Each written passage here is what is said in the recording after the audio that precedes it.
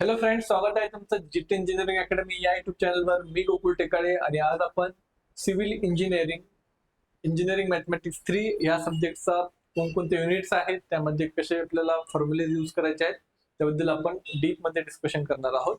So जर चॅनलवर नवीन असताल तर चॅनलला नक्की सबस्क्राईब करा, कारण की या चॅनलवर तुम्हाला इंजिनिअरिंग मॅथमॅटिक्स 3 त्यासोबत मॉस, एफएम, एसए या सब्जेक्टचे सॉल्व पेपर तुम्हाला भेटणार आहेत.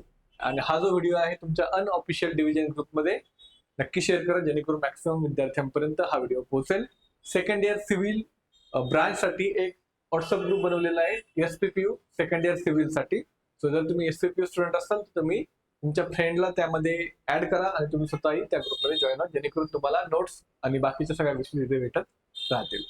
आणि सगळ्यात इम्पॉर्टंट गोष्ट की सेकंड इयर सिव्हिल साठी जे पण डायरेक्ट सेकंड इयर स्टुडंट असेल किंवा जे काही रेग्युलर स्टुडंट असेल त्यांच्यासाठी लाईव्ह लेक्चरची न्यू बॅच मी स्टार्ट करत आहे. सो लवकरात लवकर तुम्ही तुमचं जर काही रिक्वायरमेंट असेल तर लाईव्ह प्लस रेकॉर्डेड फॉर्मॅटमध्ये असणार, ऑनलाईन किंवा ऑफलाईन दोन्ही मोडमध्ये. तर तुम्ही खाली दिलेल्या नंबरवर संपर्क करा आणि तुम्ही हा कोर्स तुम्ही घेऊ शकता जीटी इंजिनिअरिंग अकॅडमी या ऍप्लिकेशनवर. सो आता आपण व्हिडिओला स्टार्ट करूयात. तर युनिट नंबर 1 टोटल 5 युनिट असणार तुम्हाला. त्यामध्ये 70 मार्कचा तुमचा पेपर राहील. 5 युनिट असणार. सो 1 युनिट असणार ऑलमोस्ट 14 मार्कसाठी. त्यामध्ये पण 10 मार्कचे एमसीक्यू राहणार. तर तुम्हाला 1 युनिट ज्यामध्ये आपल्याला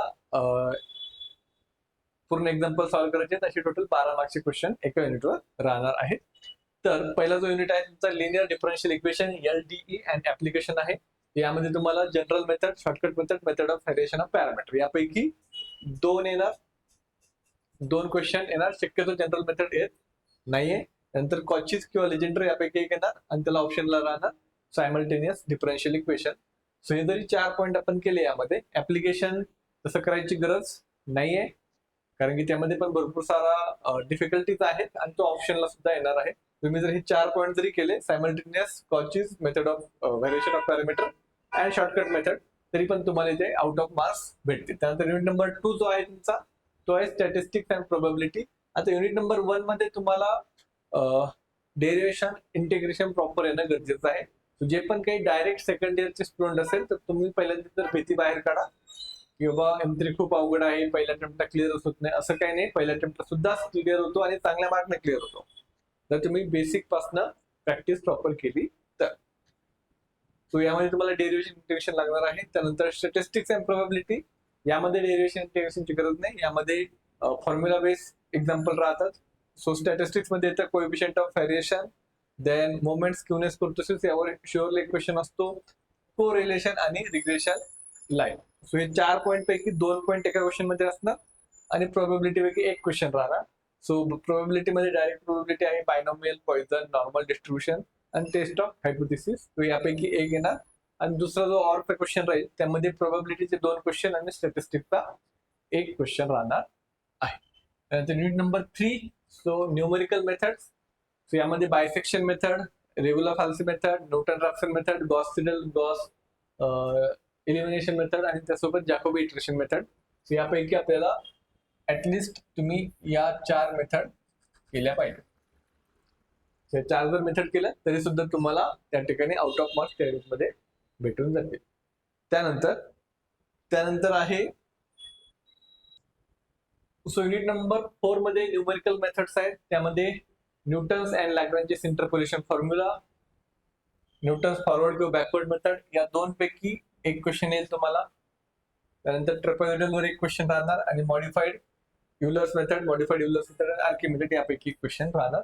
सो यामध्ये सुद्धा तुम्हाला पूर्ण फॉर्म्युला बेस आहे, यामध्ये पण डेरिव्हेशन, इंटिग्रेशनची एवढी काही गरज लागणार नाहीये. नंतर युनिट जो 5 आहे व्हेक्टर कॅल्क्युलस, यामध्ये नक्की डेरिव्हेशन, इंटिग्रेशन लागेल.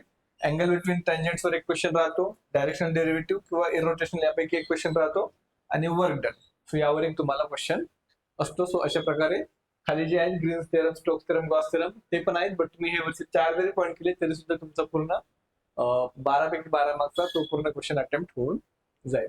अशा प्रकारे होता तुमचा पूर्ण सिव्हिल इंजिनिअरिंग साठीचा सिलेबस. सो याचा ऑलरेडी मी एक कोर्स, रेकॉर्डेड कोर्स अवेलेबल करून दिलेला आहे जीटी इंजिनिअरिंग अकॅडमी या ऍप्लिकेशनवर. तर तुम्ही ऍप्लिकेशनवर जा, त्या ठिकाणी तुम्हाला कोर्सेस दिसेल, डेमो लेक्चर्स पण अवेलेबल आहे. सो तुम्ही ते डेमो लेक्चर्स पाहू शकतात. आणि जर तुम्हाला लाईव्ह लेक्चर सुद्धा पाहिजेत तर तुम्ही खाली दिलेल्या नंबरवर संपर्क करा. तिथून तुम्हाला लाईव्ह लेक्चरच्या बॅचमध्ये पण ऍड केलं जाईल. आणि ज्यांना कोणाला ऑफलाईन क्लासेसची रिक्वायरमेंट आहे तर सिंहगड वडगाव कॅम्पस पुणे या ठिकाणी आपले ऑफलाईन क्लासेस आहेत. तुमची काही रिक्वायरमेंट असेल तर तुम्ही नक्की कॉन्टॅक्ट करा आणि लवकरात लवकर स्टडीला स्टार्ट करा, कारण की तुमचे कॉलेज स्टार्ट होत आहे सप्टेंबरमध्ये, राईट. त्यानंतर सप्टेंबर 1 महिना, ऑक्टोबर 2रा महिना, त्यानंतर नोव्हेंबर एंडला तुमची राहणार सेमिस्टर एक्झाम.